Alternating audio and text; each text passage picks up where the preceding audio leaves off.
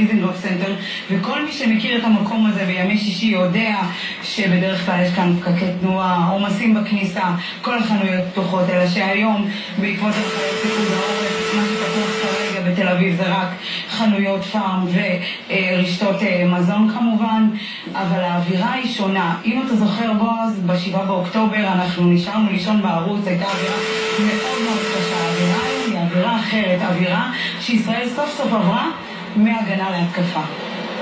כן, אבל צריך עדיין לקחת בחשבון